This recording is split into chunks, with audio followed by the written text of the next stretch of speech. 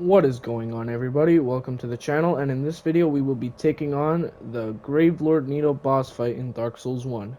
I'll get to the fight in a second. Let me just quickly show you what I'm using first. So, for my main weapon, I am using the Black Knight Sword +5, but I am also carrying the Divine +5 Claymore, and I'll explain why in a minute. For my shield, I'm using the Crest Shield. I'm wearing the Sunlight Maggot helmet, so that way I can emit more light in the room. Otherwise, it'd be a bit more dark. It's just to make things easier to see. And then the rest, I'm just wearing the standard Elite Knight set. I'm wearing the Chlorothy ring for a quick stamina recovery speed, and the Ring of Favor and Protection to boost my HP and stamina load.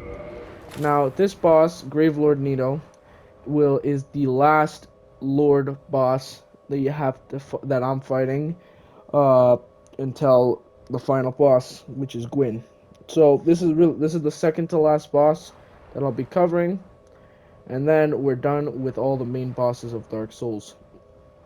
Now, what this boss is, it's a big skeleton that's its own necromancer that because it has other little skeletons helping him, which are honestly the most annoying part of the fight, which is exactly why I'm using a divine weapon. That way I can just quickly kill those guys and the skeletons and not have to worry about them for the rest of the fight anymore. So what this boss is, it has a couple of attacks. You'll notice when you drop in, you're forced to take a bit of damage, which sucks.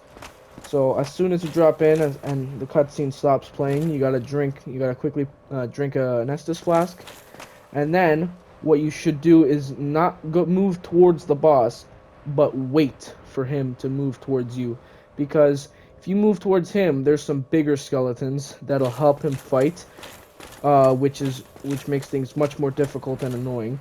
You just stay where you drop and wait for Nito to get to you.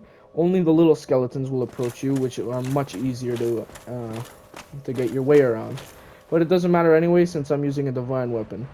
So he has a couple of attacks. He has an attack where you'll hear a girl scream before he shoves his blade into the ground, and then a blade underneath you will come up and stab you.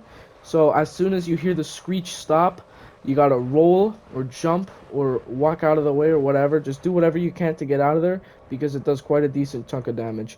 There's also another one where he unleashes an explosion attack, which does quite a bit of damage as well. He also has just standard whack attacks. So there isn't much else to say. So equip your divine weapon. You don't really need to. I'm just doing it to make things easier. And then just drop down the hole. A cutscene will play.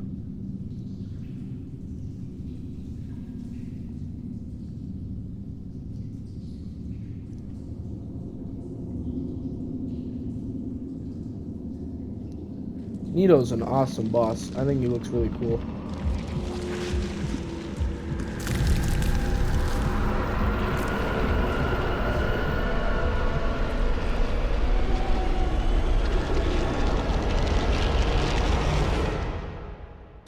Okay, so let's see how much health per did he just got. Oh my god, he already hit me with the screeching attack. Okay, so you just gotta wait for his... Oh my god, you gotta be kidding me. Just gotta wait for him to get over here. With these guys.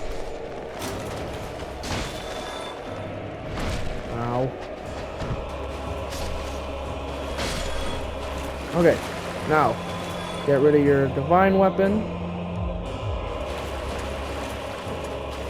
And now you just gotta wait for him to approach.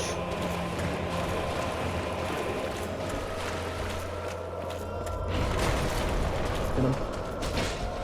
Good thing we do quite a decent chunk of health.